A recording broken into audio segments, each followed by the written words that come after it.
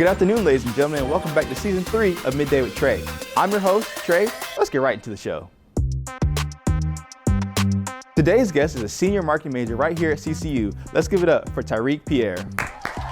Welcome to the show, man. Welcome to the show. I appreciate it, man. When I saw the invite, I was more than glad to be a part of it, so I'm glad. So could you start by just telling the audience just like a little bit about yourself, your journey before Coastal? Yeah, definitely. Well, I grew up in Washington, D.C., right in the heart, where I grew up in the house. We could step outside the front yard and see the Capitol if we look to the right. So it was pretty cool doing that, seeing that growing up there. We then moved to Maryland, so I was more familiar with Deer than I was the Capitol and the city life. But just growing up in both those areas, it kind of created a lot of character in me. It provided a lot of diversity. And so I ended up going to a school 2 hours away from home. It was a 2-hour bus ride every morning at 6 in the morning.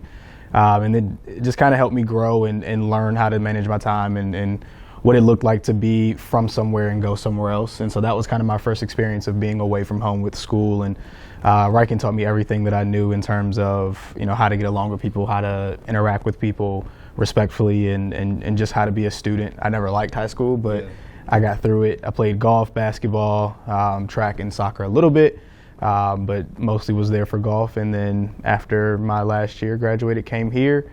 I'm a marketing major now with a minor in international business studies. I've been abroad. I came through the bridge program actually at Coastal, so I didn't start at Coastal, came through the technical college. Won 2 awards while being here at Coastal. I currently now work for the University Marketing Communications as a marketing assistant, and also serve as an AIM pioneer and president of our MPHC council. So just a few things that I'm doing now and kind of what got me here and where I came from.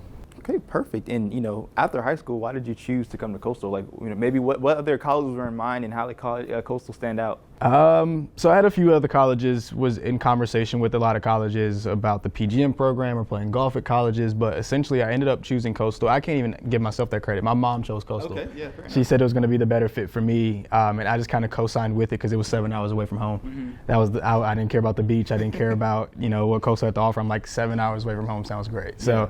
That was my whole prerogative, but she essentially decided Coastal for me. I wasn't keen on it because I didn't want to do the bridge program. Mm-hmm. She thought it would be the best for me. She made that decision.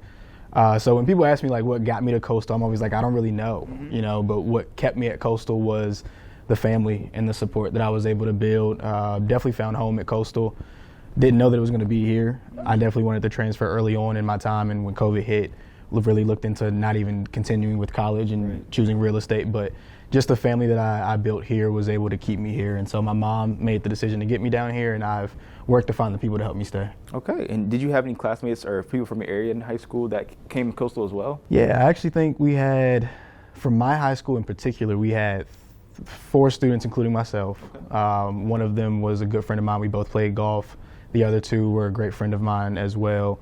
I think one of them has graduated from Coastal, and the other 2 transferred out. But yeah, just a few people, not too many people that I knew from back home. Okay, so if you know anything about Tyrik, you were very involved on campus. Can you give, just like why you think it is such important to get involved on campus, whether it's AIM, whether it's, student involvement? Why should you get involved, especially on Coastal's campus? Yeah, I definitely think college is, everyone's here to get a degree. I think that's the end goal, but college is I would say, in my opinion, it's always been 50% degree, 50% involvement, because everyone's going to walk into a job interview with a degree. Mm-hmm. If they're all going for the same position. I've always been a strong believer of that. The degree doesn't separate you necessarily, depending on the job that you're looking for. And so when you're thinking about what involvement means in the long term, if your degree is your end goal, then involvement only adds to your degree. For me, though, that wasn't my first choice of getting involved, or the reason I got involved. I really got involved because I saw that there was areas on campus that could be better. I saw there was areas on campus that could use and benefit from what I was able to bring to those areas. Getting involved in AIM, I saw where it benefited me. I found a group of people that looked like me. For those who don't know, AIM is African American Initiative for Men. I found a group of guys that looked like me, that thought like me, that came from similar places as me, had the same lived experiences as me. So that was the first group that I got involved with. And from doing that, I met everyone that helped me get involved into everything else. I really think that involvement is what makes your college experience. A lot of people look for other things, whether it's, off-campus engagements, friend engagements, whatever the case may be. But I really think that involvement is what makes your college career. It is, for me, one of the most important things, if not the most important thing that I have done on campus was getting involved. You know, I really think that without that, I wouldn't grow as a person. I wouldn't enjoy my experience at Coastal. I wouldn't enjoy my experience in college. Getting involved has gotten me opportunities to interact and connect with students outside of Coastal, you know, so having the ability to go to conferences elsewhere, to be with students elsewhere, get the experiences from them and bring the Coastal experience to them as well. Just being involved has provided so much. It as overwhelming as it can be, it is still one of the greatest things that I personally have ever done. And that's why when people ask me, you're involved in everything, why do you do that? It's because I really see the benefit in all of that. And now as a senior, I really see where others are benefiting from it. So I stay involved in my last semester of college because, you know, I may not take away what's happening right now, you know, in terms of long-term plans, but I see where students like me will be able to benefit from that. So I took as much as I could, and now I'm here to give back in my involvement. That's great. And so, you know, with that, you were able enough to win the Lackey Award. And what feeling was that like, or one, were you expecting it? Two, what was the feeling like when your name was called and you won the award? Everyone around me knew the results of the award, and I didn't. I had no clue. It wasn't up until my name was called when I finally knew that I had won. I was doubting myself the entire time. The other finalists that were in the running for the award were fantastic students. I got to connect with a lot of them throughout that time, from the dinner to the award banquet, and they're fantastic students. I enjoyed talking with them. Their bios were fantastic. Everything that they were doing was fantastic. And so I thought myself, I'm just like, okay, we'll see how this goes. My favorite part was, and it's crazy, my favorite part actually was not winning the award. The award ceremony was great, and I'm forever appreciative. But my favorite moment throughout that entire journey was the dinner. We had a dinner in the Singleton Ballroom, and having my mom there, it was the first time that she was able to see the impact that I was having on campus. She's heard stories. I've told her everything. She sees me stressed out and overwhelmed, but for her to be present at the dinner, sitting at the table with my mentors and others on campus that have been impacted by me, and hearing her interact with them and them telling her stories, in my speech that I'd given, I made her cry by accident, pretty much just saying, you know, I made it to the best part of myself that I can be for this chapter. And so seeing her face and seeing all the eyes in the audience that were wet, there were no dry eyes after that, and that wasn't my intent. I thought I was going to be the one crying. But seeing that was the moment for me that said, you know what, you really did something. You really did something. And so the award was just a bonus. Winning it was a bonus. But that moment with my mom, 7 hours away from home, and her coming down and just seeing the community and the impact, that was the best part. But yeah, didn't know I was going to win it, had no clue. I just remember that night just kind of listening to everything transpire. It was the last award, so just listening to everyone win their award. And finally it came to the last one, and they started, Dr. Y started to read my bio, and I was just like, that's me. And I actually know that's me. And then the people around me, I didn't tell anyone. So the students around me, all my peers, they started to realize, like, ain't Pioneer. And then they're getting to look at me, and I'm like, and they're like, Paris. And then they start to get hype, and I'm just head down like, all right, let's just collect it. Don't trip when you walk up on the stage. That was my biggest thing. Don't trip when you walk off the stage. But no, it's one of the best moments that I've had at Coastal. Okay, and speaking about great moments at Coastal, let's talk about something that you had with probably 10,000, 50 miles, 1,000 miles away from Coastal. How was it studying abroad, and, you know, where did you go? What did you see? What did you learn? Yeah, through our Center for Global Engagement, I was able to study abroad in Paris, France. It's my favorite place on earth. Mm-hmm. I loved everything about Paris. I was able to stay from August to late December, and my mom was able to join me at the last 2 weeks of the trip, so that was really nice. But upon arrival, I fell in love. Like, I got there August 1st and instantly was like, this is the best. Like, you can, and I'm a city kid, so being in, I won't say country because some people don't like when I call South Carolina the country, but being in South Carolina, it's far different from being in DC, and being in Paris was the closest thing to DC that I had in quite some time. And so, you know, just the city atmosphere was amazing. I was able to walk to and from class, and the university was 20 minutes away, but that's a decent walk for me in the city.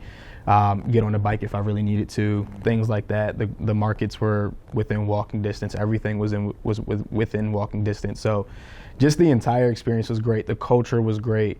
I went there not speaking too much French, so there was a slight language barrier, but majority of people in Paris speak French, or English rather, excuse me, so it wasn't too bad. But learning to speak French was the best part. A lot of people thought, and I did as well, that I was going to get to Paris and I was going to, enjoy myself and relax. And nope, got involved over there as well. And so I was serving in a committee for international relations and public affairs. So that was a pretty cool experience, working with local news outlets and international news outlets there. But my favorite thing of Paris, and this is without a doubt, like there's nothing to debate it, I got to play professional soccer. Oh, you did? And being a huge soccer fan, I call it football. I've been calling it football since I was little.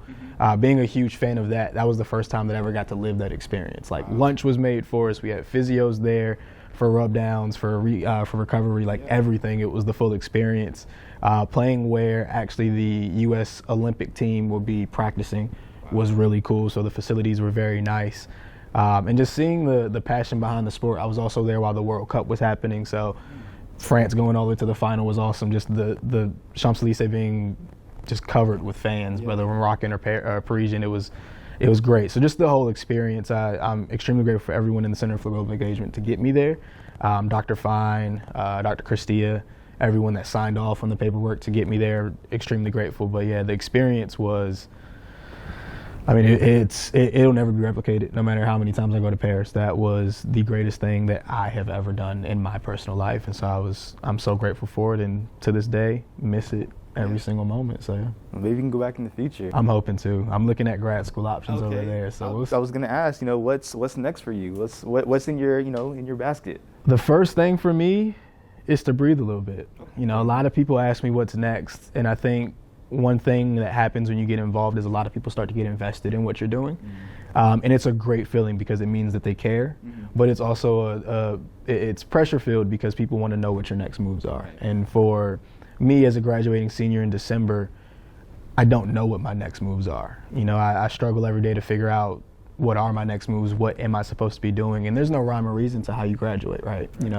And so for me, my first move after I graduate is to breathe, is to allow myself some time to sit down, reflect on everything. It's been a crazy 4.5 years for me. So just the ability to sit and say, I did that, and give myself that credit. Graduating college is not a feat that is very common within my community. And so to do that and to do so successfully would be something to just kind of admire first.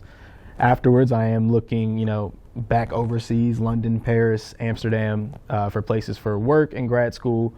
I'm still deciding on whether or not it is grad school because as someone who I don't like school still, as someone who would never like school, the idea of grad school is just like, I don't think I want to do that. But essentially knowing that it will better me, it's always going to be something that I want to look into, but I can't say that I'm going to do it immediately. That's one thing that I've kind of come to terms with, is that I do need to give myself a break with school.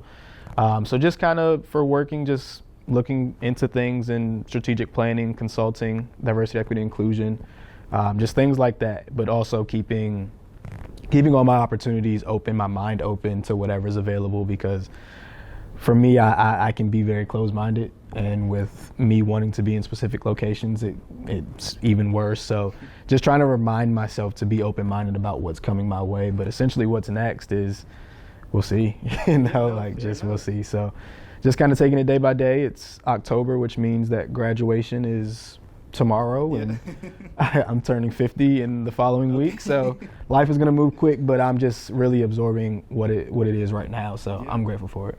I think, and I know this for me, and I was decently involved, definitely not at the level of you, but I think one thing that I struggled with is, you're doing all this, you have so much momentum in college. You have your class schedule, student involvement, whatever, but then you graduate, it's like you don't want, I think people are afraid to take that breath, like you're saying, which is very important. I feel like they're afraid to go back home, live with mom and dad for a little bit, save up some bread, save up some money, and just exist. You have all this momentum in college, inertia, you're going, and then you just stop. Yeah. And it's like, what do I do now? Yeah. And as people get scared, they take maybe these jobs that I agree with you. I definitely agree with open-minded. But sometimes people take these jobs where like they're only taking it because they think that's what they have to do. Right. And they could have waited for a month and got a better opportunity or something along their path. So I think it was very important, like you said, to breathe and to take your time. And just see what's out there. You mentioned a really good point, because I've never even thought about the momentum that, and this has started to build from Paris, like me kind of coming back from Paris, and then the award happened, and then presidency happened, and then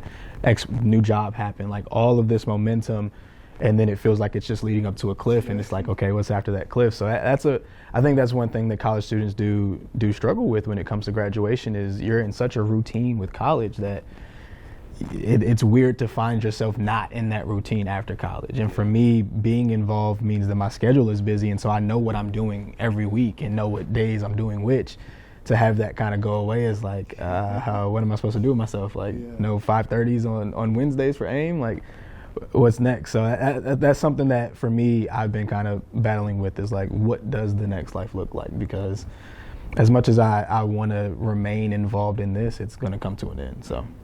Well, I wish you nothing but success. I know you're going to do great things, but we appreciate you for coming on the show. I'm glad we got to talk it out. You know, we've been talking for years now, but I'm glad we got to have this one-on-one conversation for sure. I appreciate it, man. Yeah, thank you for coming on the show. Of course, keep doing this. This is fantastic. I've heard a lot of great things about it. Thank you.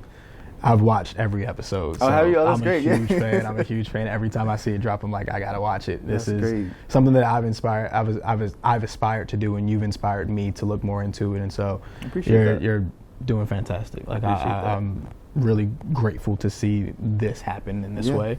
It shows that we can do it, and so I just wanted to let you know that I'm thoroughly impressed with everything you're doing. I appreciate that. So thanks so much. Tyrik Pierre, everybody. All right, it's that time again. Time for Hat of the Week. And for this week's hat, I'm a Carolina boy. I was born in Charlotte, North Carolina. It's the home of the Panthers. And so, one day I was on the street going to walk to a game, and with my parents, I don't remember what year it was. It was probably like 10 or 11. And I saw the hat. I said, Mom, Dad, I need it. And here we go. It's like a jester hat, and it doesn't really have anything to do with the Panthers per se, but it is a hat that I don't wear too often, so I'm glad I got to share it with you guys. Thank you so much for watching this week's episode of Midday with Trey. I hope you enjoyed it. Make sure you subscribe to all of our Instagram, Facebook, all of our other social media accounts to see behind the scenes and more. But until next week, I'm going to see you guys later. Bye.